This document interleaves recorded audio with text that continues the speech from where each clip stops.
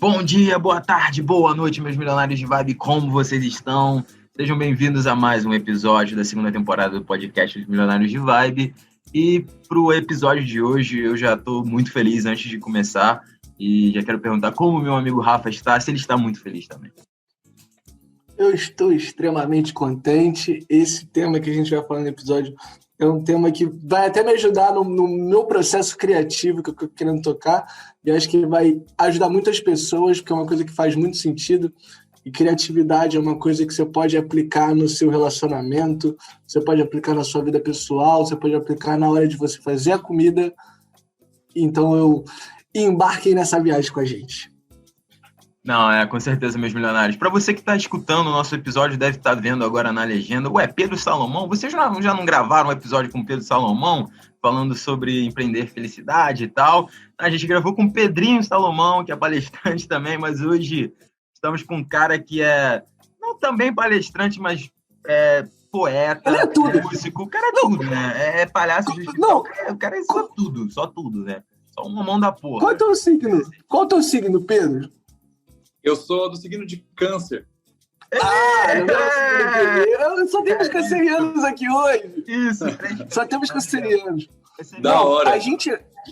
Um canceriano, e todos os cancerianos somos sensíveis, poetas, na moral, a gente é especialidade em criatividade, que eu acho que criatividade tá tudo ligado com amor, e não tem ninguém que saiba amar mais que os cancerianos. Isso eu concordo. Verdade, concordo. Pedrão, se apresenta aí agora também, que já sei que você é canceriano também, se apresenta aí para todo mundo.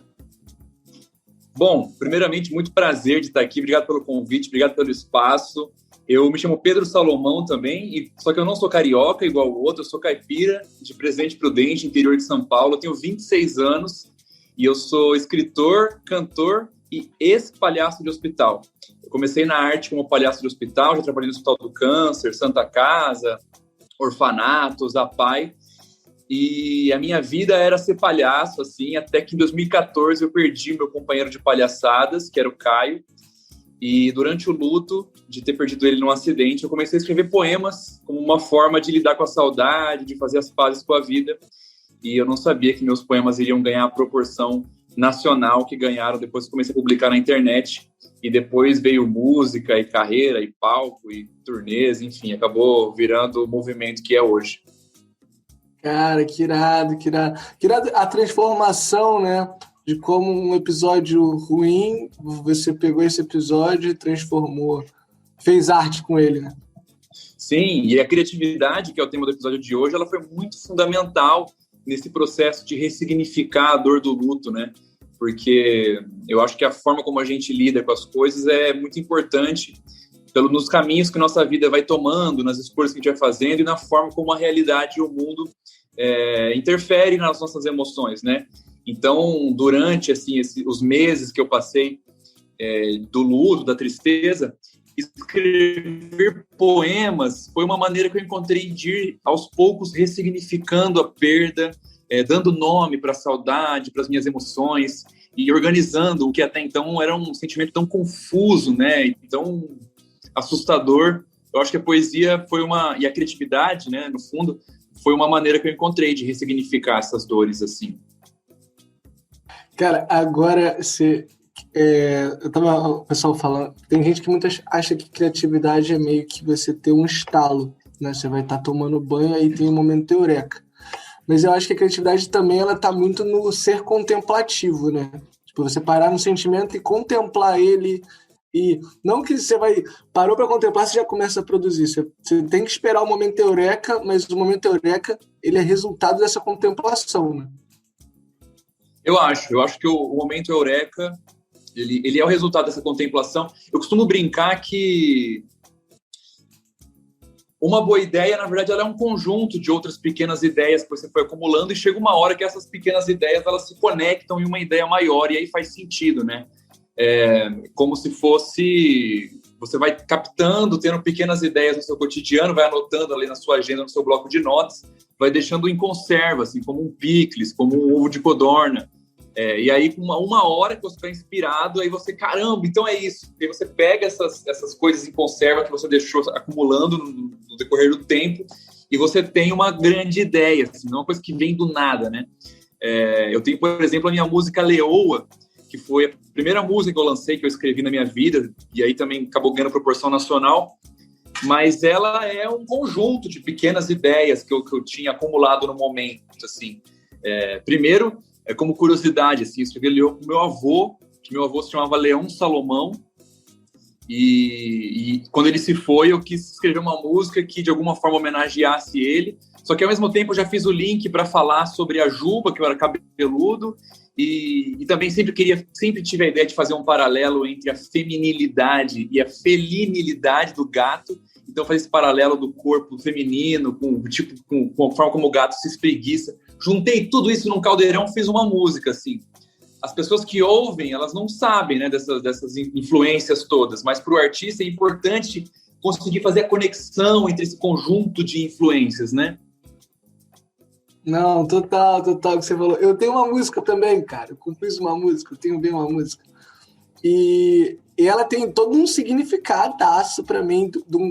Ela conta uma história da minha vida. Todos os versos fazem referência a um momento. Só que para quem escuta, não tem essa conexão. Mas para mim ela é tão importante, né, para a obra, mesmo que a pessoa não veja, né, ela é importante para a obra. Isso é incrível, né? A arte, ela tem uma coisa muito maravilhosa. Sim, total. E a grande graça da arte é essa, né? Porque a gente escreve a partir de determinadas influências e inspirações. A gente tira uma roupa, né, da nossa alma e faz da arte. Só que a pessoa que vai vestir essa roupa, você vai se transformar numa outra coisa, assim. É como água, né? Ela toma a forma do copo que ela está inserido, assim, né? Então, o que eu quis dizer com o poema não necessariamente vai ser a forma como outra pessoa vai interpretar. Eu acho que essa que é a magia da coisa, né? Cada um interpreta de um jeito e tá lindo. E a gente se conecta nisso, né? Na diferença.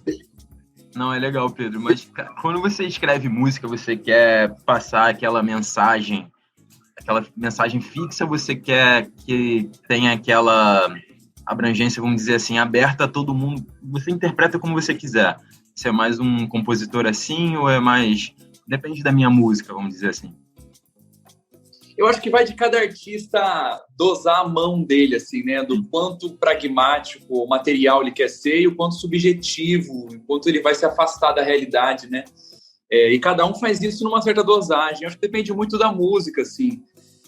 E também é muito intuitivo, né? Não é uma coisa que a gente faça de forma intencional, assim. Vai muito do momento, sabe? Não, com certeza. Mas eu acho... Agora que eu lembrei que eu tenho duas músicas. Tenho duas. E uma é romântica. E uma coisa que tem, tipo, na segunda, que é romântica, ela tem uma piada que, pra menina que eu fiz, a menina tem que saber o que significa. As outras pessoas não precisam. Mas eu acho que, tipo assim, por exemplo, quando eu escrevo a poesia, acho que eu não... Essas mais íntimas, eu não sou de postar. Mas para algumas pessoas eu quero que elas entendam perfeitamente. Agora, outras eu entendo que não. Você tem isso também? Por exemplo, você escreve a poesia e você fala, vou mostrar para esse amigo aqui, mas eu quero que ele entenda do jeito que eu quero. Outras pessoas, tudo bem, mas ele não. Que massa. Cara, isso é um código Morse que você cria, né, velho? Tipo, caraca, genial. Cara, eu acho que, assim, o meu conteúdo artístico, ele parte das minhas experiências, né? Isso é inegável, assim. E quando eu vou transformar essas experiências em arte, apesar de ser muito sincero a forma como eu derramo, eu não costumo fazer isso de imediato, assim. Eu costumo pensar por um tempo sobre o que eu vou escrever, deixar em maturação mesmo, alguns dias. Aí eu faço caminhadas e vou pensando naquele texto, e ele vai tomando cada vez mais forma. E nesse movimento em que a experiência vai se transformando em arte dentro de mim, eu acho que ela vai perdendo as especificidades do fato em si e vai se tornando algo subjetivo que faça sentido para todo mundo que vai ler, assim. Então, por exemplo, eu escrevi um texto que chama Querido Conflito. Bombou, assim, no meu feed, uma chuva de comentários, compartilhamentos, saiu da minha bolha, assim, né? E ele veio de um momento de conflito que eu tive na minha vida e, putz, me fez mal, eu não soube administrar o conflito, assim, foi ruim a forma que aconteceu, mas aí levei para terapia, pensei muito, pedi desculpa, refleti, teorizei, vários dias, até que eu consegui me abster das emoções negativas que aquele conflito tinha me gerado e escrevi um texto sobre como administrar conflitos, assim. Então, tipo, a arte, ela é a idealização da realidade, né? Ela é perfeita porque ela é uma projeção. Então, eu sinto as minhas dores, eu sinto os meus tropeços e choros, mas quando isso vira arte, isso vira uma dança, né? E a dança, ela é perfeita. É um quadro, não é a realidade. Mas tudo isso para dizer que eu levo um tempo até conseguir me retirar da arte e apresentar só o resultado dela. E as pessoas leem aquilo e falam, caramba, isso parece que... Recebo muitos comentários. Parece que você observa a minha vida, você é um espião do meu WhatsApp. Eu acho que quando o escritor ou o artista consegue chegar nesse nível, é isso que eu busco mesmo. Eu quero que as pessoas achem que eu sou um espião, porque eu pego as minhas experiências e eu escrevo isso de uma forma tão bem escrita, que faz sentido para todo mundo, e a pessoa começa a ler e começa a trazer coisas para a memória dela e, caraca, parece que ele está escrevendo sobre o meu dia, assim, sabe? Eu acho que esse é o desafio que eu busco, assim, a minha intenção artística mesmo. Você atinge o objetivo, que essa é a sensação que passa. Essa é a sensação que passa. Não, e eu gosto do jogo de palavras que você faz. O teu poema tem um estilo, né? Você nota, tem um estilo, né? E é bom esse estilo, né? Essa assinatura. É muito legal. Tava conversando com a Capoeta faz alguns dias. E ele falou, Pedro, tô com um poema aqui, falta uma frase para eu finalizar o poema. Cara, você não pode me dar uma ajuda? Me dá uma luz, sei lá. E me mandou o poema. E aí eu li o poema dele e eu falei, putz, legal, vou te dar algumas sugestões. Comecei a escrever várias frases. Você pode finalizar assim, ou assim, ou assim, ou assim, ou assim. Mandei várias. E ele falou, cara, impossível, porque tudo isso que você escreveu é muito Pedro Salomão. Não dá para colocar isso no meu poema, nem a pau, cara. Tem seu cheiro. E eu falei, cara, nossa, é verdade. E o resto do poema é você totalmente, assim. Então é massa quando você já chega num lugar em que as pessoas reconhecem isso. Uma característica muito presente na minha arte, fora o jogo de palavras, que eu brinco muito, que até posso falar mais sobre isso, que isso vem do palhaço, essa piada, essas brincadeiras que eu faço, mas uma característica dos meus poemas, cara, é que eles são muito tridimensionais. Eu uso muitas metáforas, assim. Eu começo a escrever, as pessoas geralmente começam a tridimensionalizar o que eu estou escrevendo, assim, sabe? Tem uma imagem, tem uma cena, tem uma narrativa por trás do poema. Por menor que ele seja, por mais simples que ele seja, eu sempre trago alguma coisa que é imagético, assim, sabe? Que faz você sentir o seu tato ali no poema. Tem cheiro, tem formas, tem ambientes. Cara, é muito engraçado, né? O processo criativo, como é. Que, tipo, tem o resultado do poema, né? Que ele é bom, mas o processo criativo, você descrevendo ele, você vê que tem o prazer da criação. Eu acho que esse é o grande tesão da coisa, né? O prazer da criação é tudo, cara, é tudo. Se não tiver o prazer da criação, não vale a pena. As pessoas veem muito o artista como resultado, né? Que nem, por exemplo, agora você é um cara que já tem best-seller, que tem um nome no mercado, e as pessoas esquecem que você criou isso, né? Isso que é uma coisa que eu acho que as pessoas têm que ter muito no processo, entender muito do processo, que é uma criação. Teve um antes também. Tem muita gente que fala, eu não sou criativo, eu não consigo fazer as paradas. Eu falo assim, cara, não. Todo mundo tem a primeira vez para fazer, e é um ato e tu vai treinando, vira uma habilidade. Agora, para você é mais fácil escrever livro do que era no primeiro. Total, mano, total. E digo mais, assim, essas conclusões que eu chego, de poder olhar para minha poesia e falar sobre ela, que ela é tridimensional, que ela tem jogo de palavras, isso é uma posição que eu falo olhando para trás. Enquanto isso foi sendo construído, você vai fazendo meio que de improviso, assim, meio que pegando referência. Não é uma coisa que eu pensei para fazer, assim, vou escrever poemas desse tipo. Você tem que fazer muito para você começar a entender qual que é a sua pegada. E tem que errar pra caramba também, sabe? Nossa, errar é o principal na hora de fazer arte, cara. Errar é o principal. Tem que saber errar para ser artista. Não, tem que saber errar para tudo. Acho que saber errar é o segredo. Não, e se permitir errar. Isso é uma parada. Se permitir errar para tudo É muito bom, cara. Que nem eu tava, até um podcast anterior desse, eu tava falando que eu tô pensando em virar vegetariano. Tô reduzindo o número de comida de carne. E não é nem coisa, eu tô perdendo a vontade, tá? Tipo, não tá virando uma necessidade tão grande, eu noto que posso mudar. Mas eu falei pra ele, eu só viro vegetariano com uma condição, que eu possa deixar de ser quando eu quiser.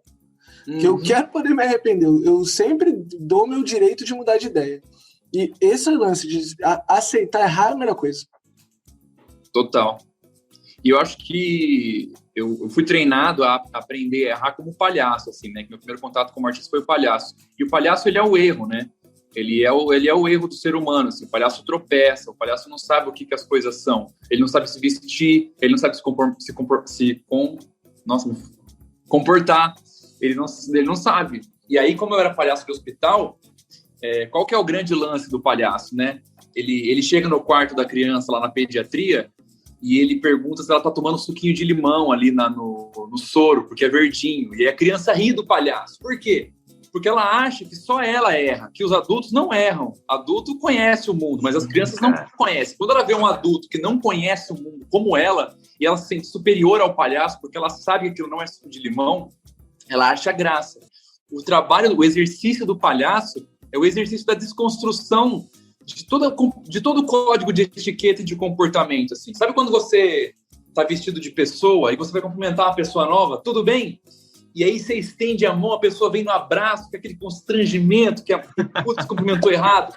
A gente parece que vai morrer nessa hora. Por quê? Porque a gente quer que tudo saia conforme o ensaiado. Mas o palhaço, cara, ele é aquele que se propõe a cumprimentar errado.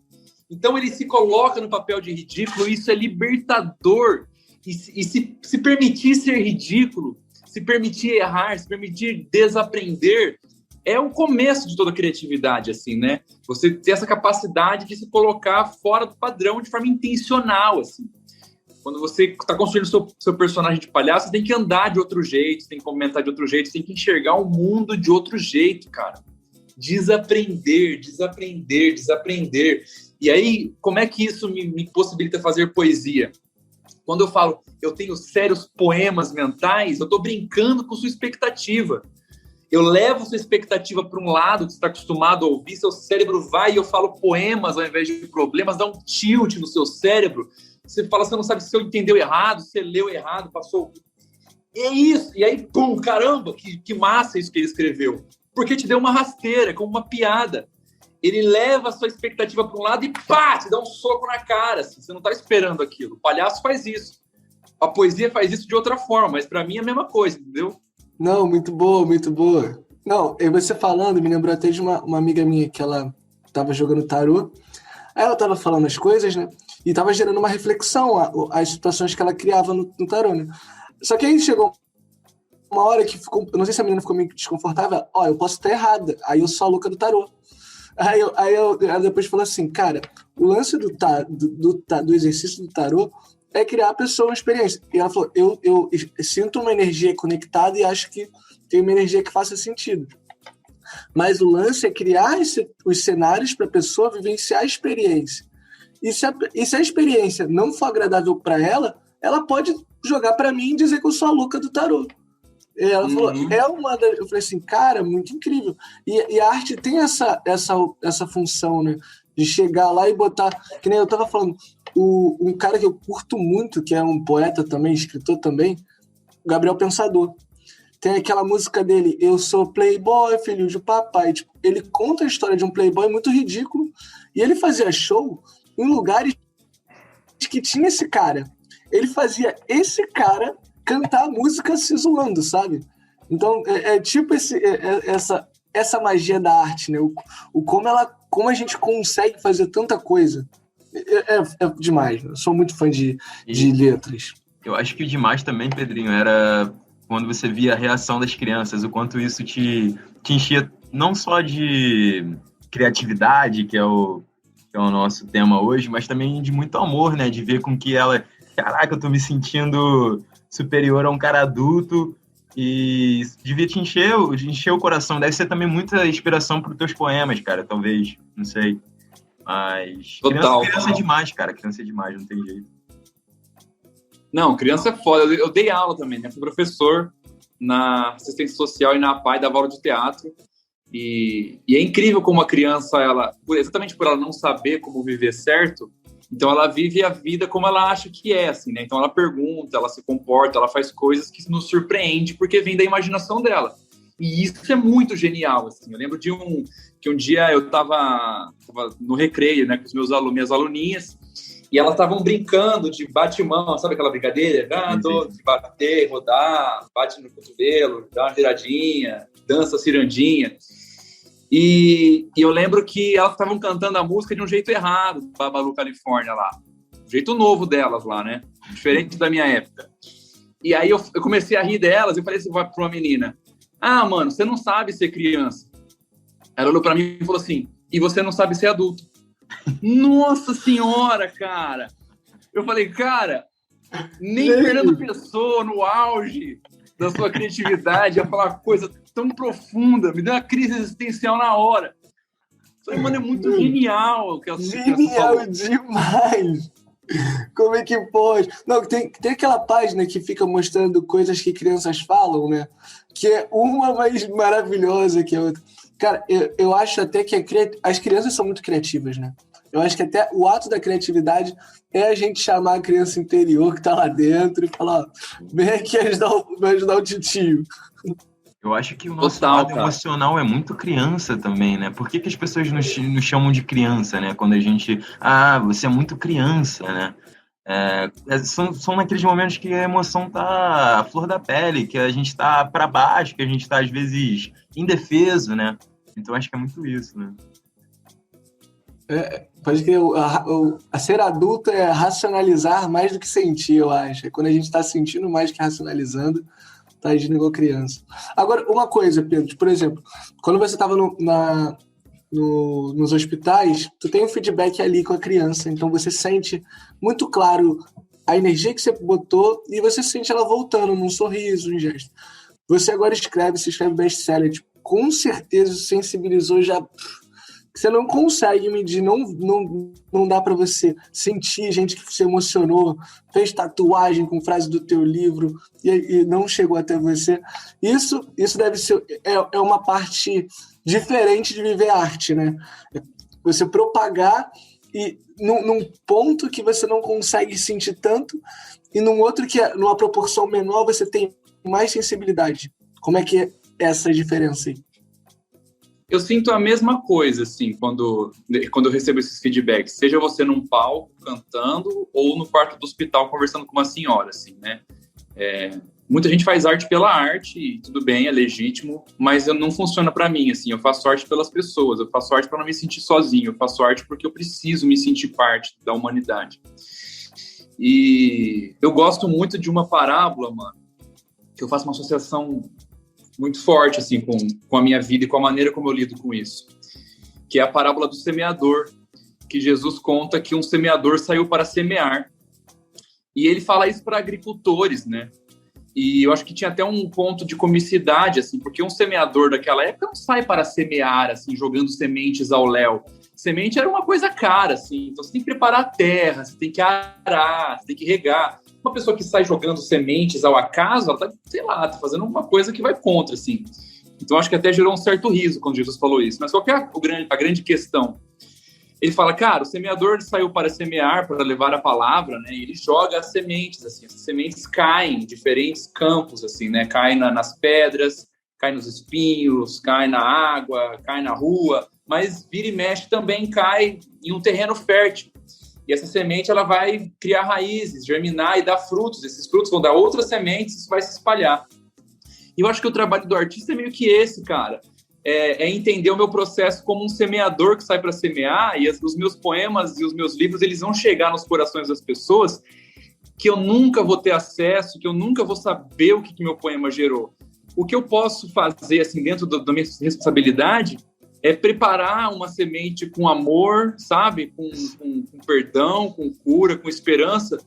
E o meu trabalho é como de um semeador que sai para semear, mano. Eu posto, isso cai em diferentes campos, em diferentes contextos, e eu espero pelo melhor porque o meu papel é esse, assim, sabe? A semente que eu espalho na vida das pessoas, ela tá tá rica de amor, assim. Então, é isso que eu faço, é isso que eu sempre fiz, tá ligado?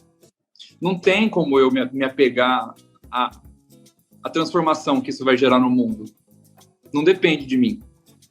Ai, genial, brother. Genial, genial, genial. Cara, eu sou muito fã de Jesus. Pra mim, Jesus é o cara, o ícone, né? À toa que a gente vive o tempo. E aí, essa parábola eu não esqueço mais. Vou lembrar sempre sobre isso. Uma coisa que eu falo muito, todo mundo fala assim, cara, quando alguém te dá quando tu tiver um feedback positivo, o universo permitir que isso aconteça, que nem um brother que a gente entrevistou aqui, o Lama Ideia, ele falou que quando ele veio pra cá, Portugal, fazer show, ele tava no começo da carreira e quando ele tava na Espanha, uma mulher da Turquia quis encontrar ele na Espanha pra almoçar. E ela falou que, cara, quando eu cheguei no teu show, me sensibilizou, eu tava em viagem, eu não entendia uma palavra do que você falava, mas aquela música ali tocou meu coração, eu voltei pra casa, eu continuei te ouvindo na Turquia, e eu soube que você tava na Espanha, eu tava aqui na Espanha, eu queria tomar um café com você. Eu falei assim, brother, se o universo te deu esse privilégio aí de gerar esse encontro, difícil, o universo não brincou pra gerar esse encontro, não. Tu tem que pegar esse tipo e multiplicar por milhões, porque Sim. teve várias outras sementes que não conseguiram te mostrar que germinaram.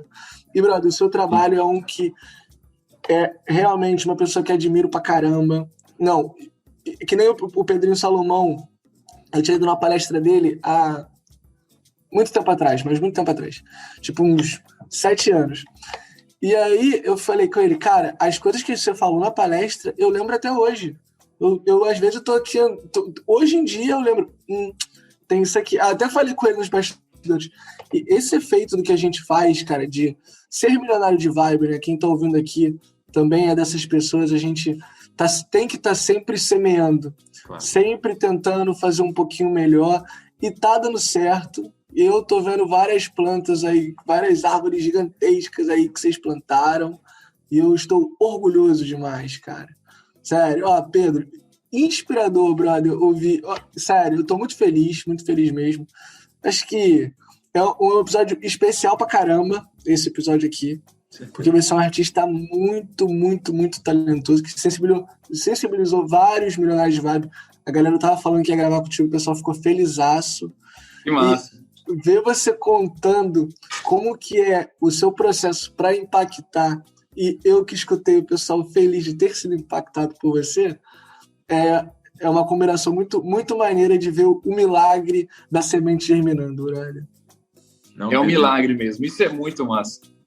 E Pedro, cara, eu acho que tudo que você faz, cara, é com muito amor, né? Tudo que você bota, sempre tenta botar o amor em tudo que você faz.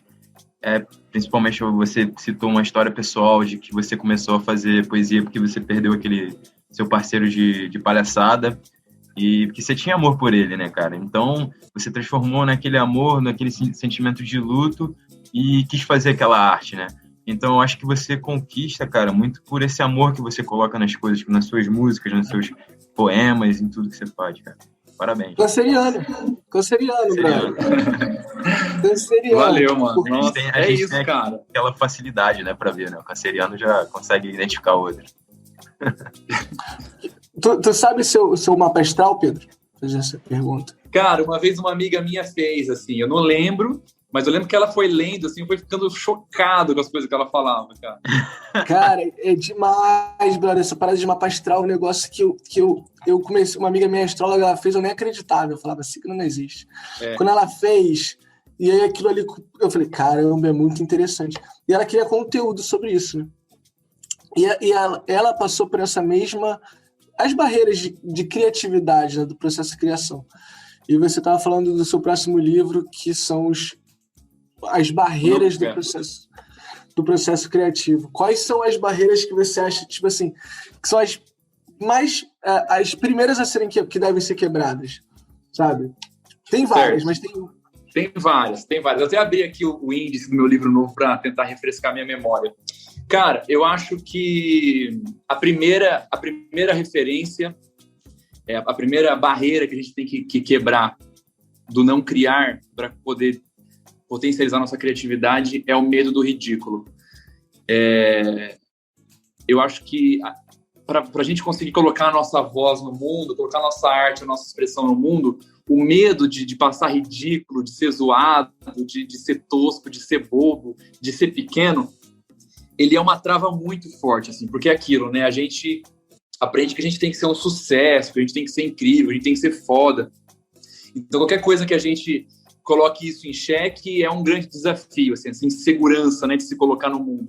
Mas eu acredito que só quando a gente se coloca no mundo, coloca a nossa voz na realidade e recebe a resposta do mundo sobre aquilo que a gente fez, é que a gente pode pegar essa resposta, seja ela boa ou ruim, analisar, decupar e aí aprender com ela e assim ir se aprimorando, tá? A minha escrita, qualquer tipo de arte, ela tem que ser autoaperfeiçoável e a gente só consegue dar esses passos conforme a gente vai colocando no mundo, vai mostrando, vai postando, você vai entendendo o que funciona, e aí sim você vai lapidando tudo na sua vida. É assim, se você tem essa barreira, esse medo de vergonha de postar, você vai ficar sempre rodando no mesmo lugar, assim. Então, eu sou muito desse que a gente tem que aprender com os nossos erros, e erro é informação. A gente não pode ter medo do ridículo, assim. Meu Deus, o primeiro poema que eu postei na internet de vídeo, primeiro, não tinha página, não tinha nada, foi um poema erótico. Cara do céu, e você imagina que, tipo assim, existe uma linha muito fina entre o erótico e o tosco, o infinito, que todo mundo vai rir de mim pra sempre. Visualizar é dificílimo, um poema, e era um poema meio sedutor, assim, meu Deus do céu. Mas eu meti as caras, assim, a chance de virar meme era gigantesca. Não pode ter medo medo do fracasso, tá? Medo do ridículo. É o ridículo, você vai brincando com o ridículo, o teatro ajuda muito a gente a fazer isso, o palhaço, não pode ter medo. Outra coisa que eu acho que também é um bloqueio para a criatividade é se sentir uma fraude, né? A gente dificilmente se assume como um artista. Eu sou o escritor. Parece que você está sendo arrogante, parece que você está sendo um babaca. Como assim ser escritor?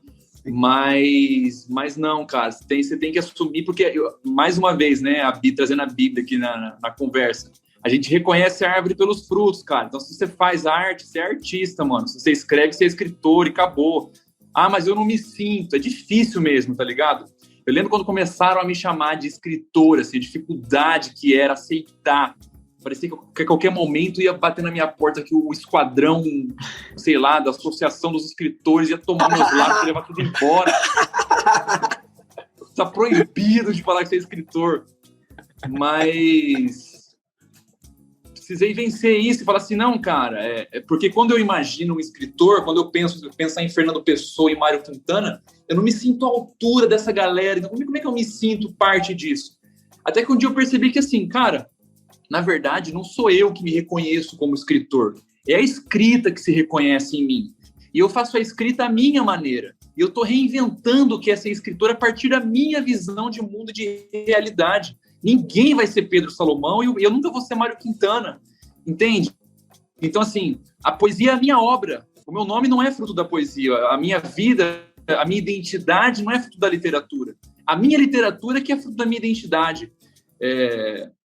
Ela que está atrelada a mim, não eu que estou atrelado a ela. Assim. Então, eu estou reinventando o que é ser escritor. Aí, um dia eu vou no hotel hoje, o pessoal pergunta assim, profissão. Eu falo escritor, uma boca cheia, assim, sabe? Porque é isso. Eu sou escritor porque eu sou o Pedro. Eu não sou escritor porque eu sou o Mário Quintana. Boa, genial, brother. Não, ótimo. Não, obrigado. Eu sou escritor também. Agora você acabou de me contar que eu sou escritor. Total. Pô, e compositor também. E compositor, exato. Pô, e agora? Não, exatamente o que você falou, cara. É muito essa parada. Não, eu escrevi, quando eu escrevi o livro, até pra falar, você não escreve um livro. Ah, então você é escritor? Eu não, só escrevi um livro. Eu escritor não sou não. Porque tem essa ideia, né? Total. Não, pode... Não, e olha que coisa, né? Porque tem amigo meu que fala assim, Rafael, eu queria tomar tua autoestima tinha que vender tua autoestima na farmácia que eu tomava. Então, assim, eu que o pessoal fala que eu tenho autoestima coisa, ficava... Até agora, eu tava nesse bloqueio aí. Você acabou de quebrar um bloqueio pra mim. Você falou assim, não, Rafael, esse aqui não. Cara, isso é uma parada que a gente... que vê a permissão da comunicação, né? Tipo, como você pega a sua experiência, como você vivenciou ela, você transforma ela para poder passar. E é muito o que eu faço quando eu escrevo também. Eu pego a minha experiência, transformo ela, deixo ela um pouquinho mais bonita, dou uma romanceada, faço uma rima ou outra e tento dividir. E tento... Cara, é muito gostoso construir, né? O ato de criar é muito bom, é muito bom. Seja... Eu gosto de escrever também, então... Mas gostaria de pintar, acho foda quem pinta. A galera que pinta é uma galera que eu acho irado. Mas o ato de criar, tu vê a galera pintando, tipo, eles visualizam o desenho antes do desenho estar pronto. E é meio que a gente com a poesia, né? Porque você visualiza a ideia. Você pode não saber o que você vai escrever, mas você fala, vou escrever de amor. Tá ligado? Então você meio que visualiza a ideia. Eu sou muito fã de letras, cara, não dá, eu fico fissurado, que nem eu às vezes música, eu esqueço o fone de ouvido, eu abro a música de um artista, leio o verso e fico meditando a música, sabe? Tipo, que da hora, trabalhando, mano. Meditando a música, porque eu acho, literatura pra mim é a parada que não dá, cara, não tem, eu fico encantado demais.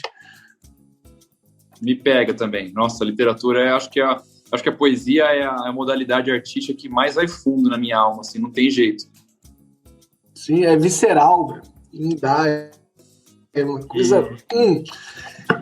E Pedro, acho que você também quebrou barreiras, né, cara? Porque as pessoas hoje em dia, acho que é um ponto que a gente até não tocou aqui, mas é um ponto em que as pessoas têm um certo preconceito com poesia hoje em dia, né?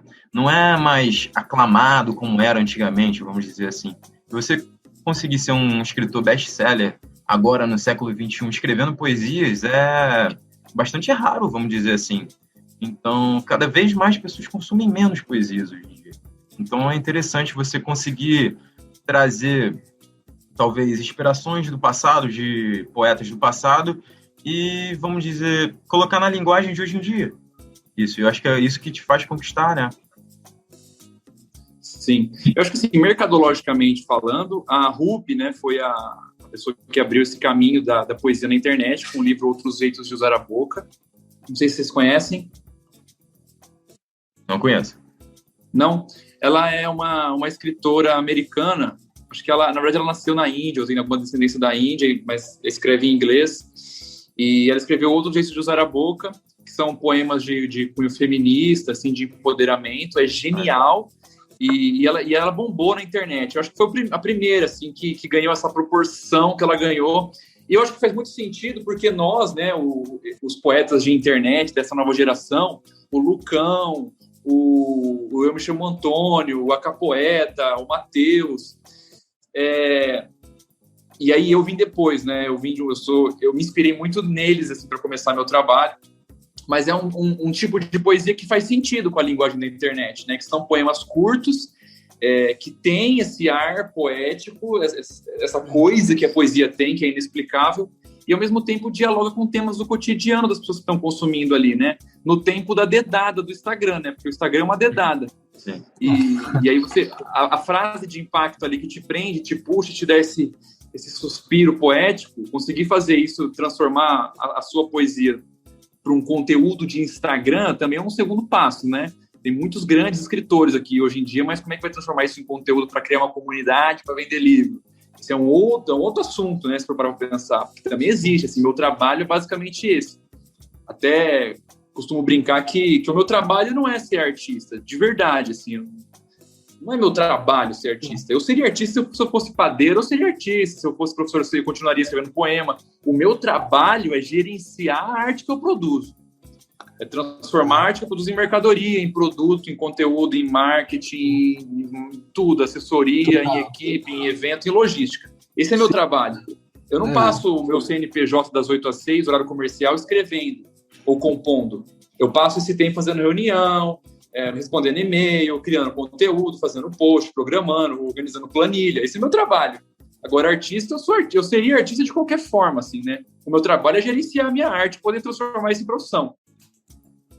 Cara, isso que você falou é muito, muito importante, cara. Que eu falo, cara, todo trabalho é trabalho. Essa ideia que, não, faça o trabalho que você gosta, que você não vai ter que trabalhar, você tá muito enganado.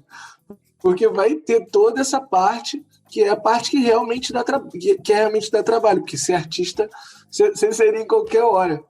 E então não adianta só ter amor, não, tem que ter disciplina, né? Tipo, a disciplina ela é necessária para o sucesso, não tem como fugir. Agora, Total, quando é que eu sou total disciplinado, assim. Tenho meus horários, minhas planilhas. E eu gosto, inclusive, de fazer isso. Quando foi que você começou? Como é que foi quando você começou a postar e virar a chave de tipo, não, agora é profissional? Uhum. Cara, então, eu escrevi esses poemas, assim, em 2015, 2016, como uma forma pessoal, assim, né? Tinha até vergonha de mostrar para as pessoas, porque eram poemas muito íntimos, assim, né? Não tinha o intuito de mostrar para os outros. E aí tem uma amiga minha, que ela é publicitária, e ela começou a falar, poxa, acho que as pessoas se reconheceriam nisso que você escreve. Tem todo um movimento de poetas de internet. Vamos começar a postar seus poemas? E aí eu relutei no começo, achei uma ideia meio esquisita, porque eu tinha vergonha. Mas aí comecei a postar e aí começou a ganhar projeção, assim, a viralizar um ou outro. E aí a gente foi trabalhando, assim, postando, criando conteúdo, principalmente no Facebook. Naquela época o Facebook estava indo bem pra caramba. A gente conseguiu, em um ano, mais de 300 mil seguidores. E aí, em 2017, eu já estava lançando algumas músicas e fechei o contrato com a agência que eu trabalho hoje, né, que é a Let's Gig, que faz toda a parte de gerenciamento da minha carreira.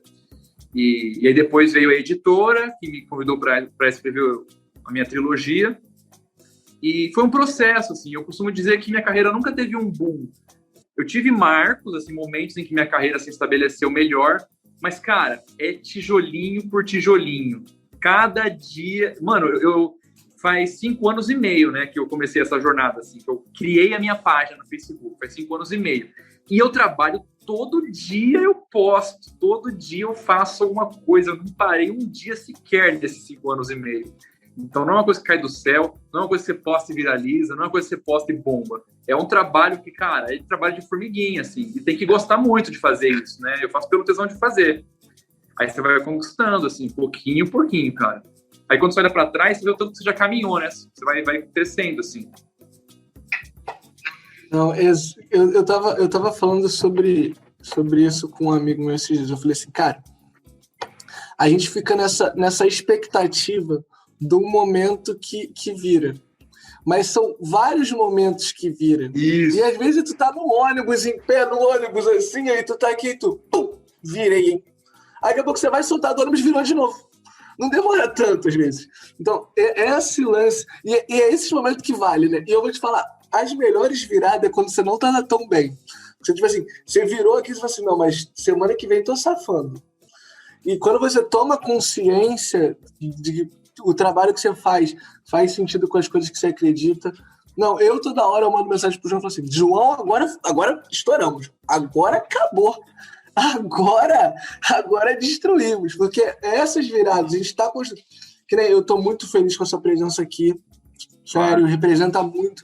É essa conquista da gente estar trazendo... Conhecendo pessoas pelo podcast, sabe? Tipo assim, conhecendo porque o conteúdo tá ficando mais maneiro, a gente tá trabalhando em essa evolução gradual e... Não, eu já falo que esse aqui é o melhor podcast de todos, eu falo pro João toda hora, eu falo assim, João, eu não consigo nem escutar outro podcast mais. Eu não sou o melhor, brother. Eu fico criticando os caras. E, tipo, é isso mesmo, pô. E ver isso acontecendo é muito bom, cara. Que não é, a criação, o ato de criar, não é o ato de estar pronto, é o ato de criar que é o que vale a pena. Imagina, se fosse bom só ter 2 temporadas gravadas. É bom estar gravando a 2ª temporada. Isso aqui é muito bom estar fazendo. E esse lance de podcast é muito engraçado. João, fala aí. Não, que esse lance de podcast é muito engraçado, né? O Rafa sempre vem me mandar mensagem. E aí, João, como é que a gente tá? Como são os números e tal? Aí eu sempre falo pro Rafa, cara, o importante é que a gente vai gravar amanhã, Rafinha. A gente vai gravar amanhã. Se a gente não estourar essa semana, a gente vai estourar semana que vem. E vamos estourar daqui a um mês, ou vamos estourar daqui a um ano. É sempre isso. Aí, como você falou, aquele trabalho de formiguinha. Eu acho que o Rafa deve pensar da mesma maneira que eu. Cara, é totalmente diferente. Eu acho que a gente já tá aí quase acabando a 2ª temporada. Totalmente diferente daquele primeiro podcast que a gente gravou. Ali, com certeza, a gente já tinha um sonho, mas era o nosso primeiro passo. Tava tudo muito novo. A gente ficou empolgadíssimo. E eu brinco com o Rafa, cara, aquela energia que a gente tinha no primeiro, a gente tem que ter em todos. Porque é isso que vai fazer com que que a nossa chave vire, que dê essa... Não, que vire a próxima, né? Porque nesse episódio eu já virei 5. Eu já passei 5 fases. São várias chaves. E eu acho que essa felicidade que a gente sente em produzir esse conteúdo, estar conversando com você, aprendendo com você, é o que é mais importante pra gente. É aprender com a felicidade que a gente tem. E também fazer com que as pessoas que são...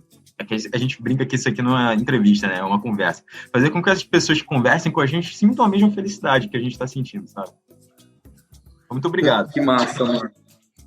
Que massa. E, cara, é muito isso. Porque, assim, se a gente se apega demais a esses marcos de conquistas da carreira, isso acaba gerando frustração. Por quê? Porque, assim, por exemplo, eu fui na Fátima Bernardes divulgar meu primeiro livro. Foi o maior de tudo que eu já senti na minha vida, assim, em termos profissionais. Legal. É maravilhoso? É maravilhoso. A gente tem que celebrar, com certeza. Só que a gente tem que entender que no dia seguinte a gente volta para casa, mano. Então, assim, por mais que isso seja um marco na carreira, eu acho que a maior obra de arte que a gente cria é a nossa vida. Isso tem que fazer sentido na nossa vida, na nossa narrativa, na nossa história. Eu ter ido na Fátima Bernardes, isso é um papel que eu exerço. A minha carreira, eu como escritor, eu aqui, essa camisa listrada, eu só uso para dar entrevista. Por quê? Eu estou exercendo um papel aqui. Eu vou terminar a entrevista, eu vou fazer minha caminhada, eu vou para o médico. Quem se apega demais aos marcos e acha que é isso que dá sustentação, não é, porque o marco ele passa, você volta para casa, meu irmão, você tem que fazer faxina na sua casa de novo no outro dia. É gostoso. Só que isso tem que fazer sentido no seu panorama geral da identidade. Você tem que entender que o tesão tá nisso, cara. Tá em você falar, não dos seus números, mas que amanhã vai gravar, que a gente está nesse movimento, que a gente está caminhando, que a gente está se desenvolvendo, a gente está indo. Sentir que a gente está indo é maravilhoso. A gente não vai chegar. Achar que o marco, a gente vai chegar lá e vai se sentir, putz, agora eu me sinto. Beleza, você se sente. Mas amanhã você vai voltar para casa. E aí, você vai continuar se sentindo? Eu falo isso por experiência própria, assim, porque eu já vivenciei muito isso, de fazer um show em São Paulo, bombar, ser incrível, e depois ir pro hotel e começar a chorar. Porque se sente sozinho, porque tá triste. Por quê? Porque acabou o barulho. A maior obra de arte, aquela que a gente tem que ter mais cuidado, carinho, capricho e zelo, é a nossa vida. Nossa vida é a nossa obra. Excelente, excelente. Cara, eu ia falar algo parecido, eu ia fazer um comentário parecido, mas isso que eu deixei mais foda, que eu ia falar, você falou, mas de uma maneira muito melhor. Eu acho que você tá me espionando. Não, total, Pedrinho. Cara, a gente tá chegando no final do nosso podcast. Queria agradecer muito sua presença, a presença também da sua arte com a gente também, porque eu acho que toda a aula que você deu pra gente hoje foi uma arte, foi uma demonstração de arte. E muito obrigado, cara. Se tiver uma declaração final, microfone aberto. Pô, obrigado. Então vou usar esse espaço aqui de jabá, fazer um merchan, né? Que eu tô lançando meu terceiro livro agora, fim da trilogia. Se chama Eu Mesmo Sofro, Eu Mesmo Me Dou Colo. Ele vem para finalizar a trilogia Sérios Poemas Mentais, que são livros de poemas que falam sobre as emoções mais doloridas, como ansiedade, insegurança, o sentimento de insuficiência. Porque eu acredito que na medida em que a gente dá nome para o que a gente sente, a gente passa a ter uma referência visual do que a gente está sentindo, deixa de ser aquela coisa confusa, né? Aquela coisa oculta dentro da gente, e a gente lidando melhor, tendo mais clareza, mais autoconhecimento, a gente fica cada vez mais feliz, se ama cada vez mais, se acolhe, se aceita e se permite melhorar. Então, queria agradecer o espaço. Eu vejo assim, eu conversei com o Rafael, umas mensagens sobre ele. Eu me apaixonei pelo conteúdo dele, pelo Milionários de Vibe e tal. E tá aqui é um prazer gigantesco. Fiquei feliz pelo convite. Tamo junto. Pô, eu que tô feliz pra caramba. E agora você ajuda até no meu processo criativo.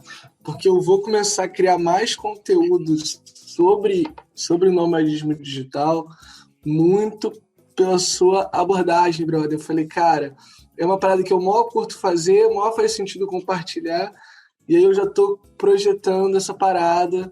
Então você deu o momento eureka lá do meu processo. Muito obrigado. Quero agradecer esse episódio, agradecer esse momento de virada de chave, de ter mais uma pessoa especial pra caramba aqui gravando com a gente e trazendo conteúdo muito maneiro, muito relevante. E o que você falou, né, da gente ser obra de arte, né? É uma coisa que eu levo sempre. Eu saio na rua, eu sou o meu podcast também, diário. E ele tá fazendo sucesso pra caramba. As coisas que a gente conversa aqui faz sentido para as pessoas.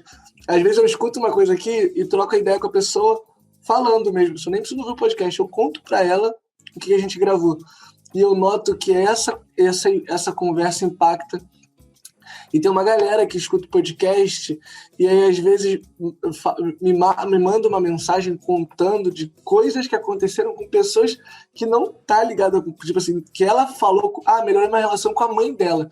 Aí eu falei assim, mano, a mãe da vida da mãe dela melhorou sem ela nem ter escutado o podcast, tá ligado? Aí eu falei, putz, isso é muito maneiro. Essa é a magia da arte. E a gente vai continuar jogando semente.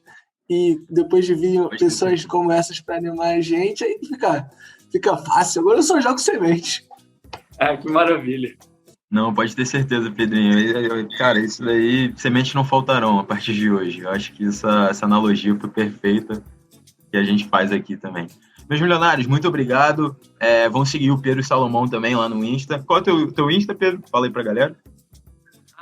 @SalomãoPedro. Show de bola. E lá no Spotify também, cara, cheio de músicas lindas também. Para você que gostou muito do episódio com o Léo Mideia, o Pedro canta um pouquinho também dessa nova MPB, mais ou menos, assim, vamos dizer assim. Não sei chamar esse... Você chama de MPB contemporânea também, Pedro? A gente não tem uma... Chamam disso aí, chamam de nova MPB. Chamam disso, eu não entendo muito o que significa, mas tudo bem. Pois é. E é isso, meus milionários. Muito obrigado e até semana que vem.